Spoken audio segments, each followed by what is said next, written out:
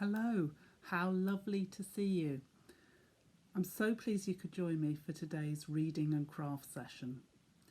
My name's Peta Rainford and I'm an author and illustrator, which means I write books and I draw the pictures too. The other thing you need to know about me is that I love the dark. Do you love the dark? Or maybe you're just a little bit afraid of it. Either way, I've got a story for you today that I hope you'll love. So, this is Jacob Starke Loves the Dark by me, Peta Rainford. This is the tale of Jacob Starke, who really didn't like the dark. As soon as light began to fade, he'd see things lurking in the shade. A monster, robber, spider, snake, all the things that frighten Jake. Let me show you a picture of all the things that frighten Jake. Can you see them? I wonder if they're really there or whether they're just in Jake's imagination. At night, Jake went in every room to switch on lights, wipe out the gloom.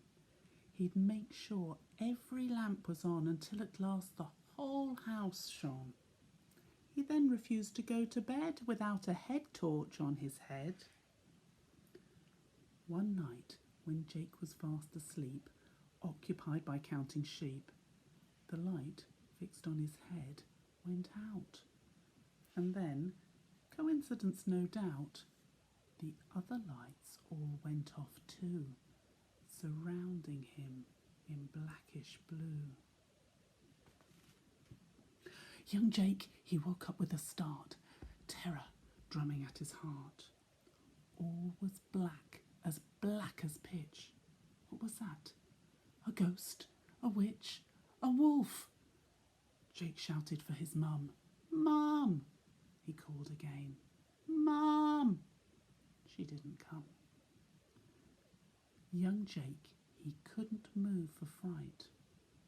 But then he saw a glint of light between the curtains, through the gloom.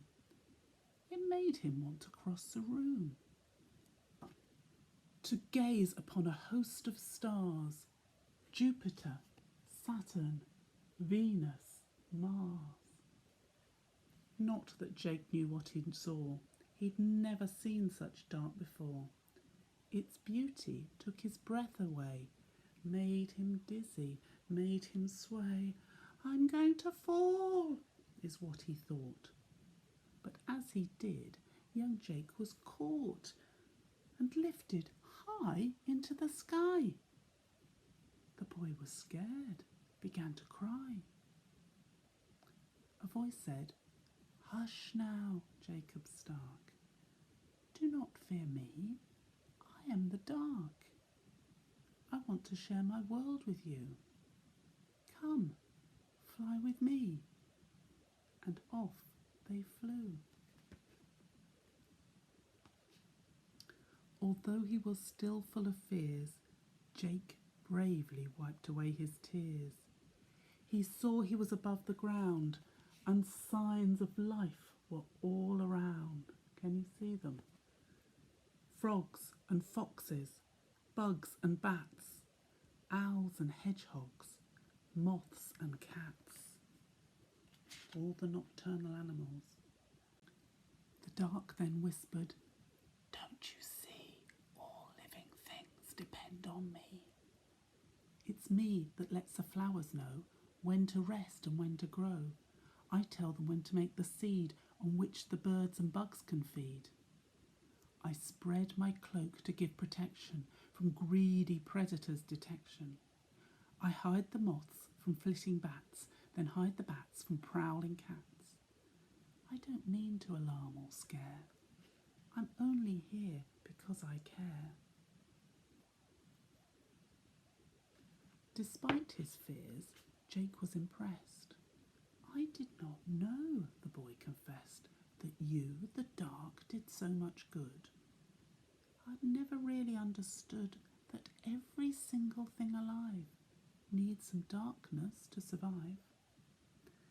The dark then smiled, and with a wink, before young Jake had time to think, launched him into outer space. Let me show you round this place. These are things you'd never see, if not for dark, if not for me. The dark showed Jake so many things. Saturn with its icy rings, the North Star and its friend Great Bear, the Dog Star with its brilliant glare, the space station which moves so fast, the moon it sees so dark and vast. Jake swooped and soared for hours and hours, past comets, stars and meteor showers, dazzled by the things he saw, frightened of the dark no more, until the earth began to glow. Observe the dark. It's time to go. But why? Asked Jake. I want to stay. The dark replied, it's almost day. It's time for me to let in light, but we can meet another night. And so, reluctant, Jake was led back to his room and into bed. This was the tale of Jacob Starke and how he learned to love the dark.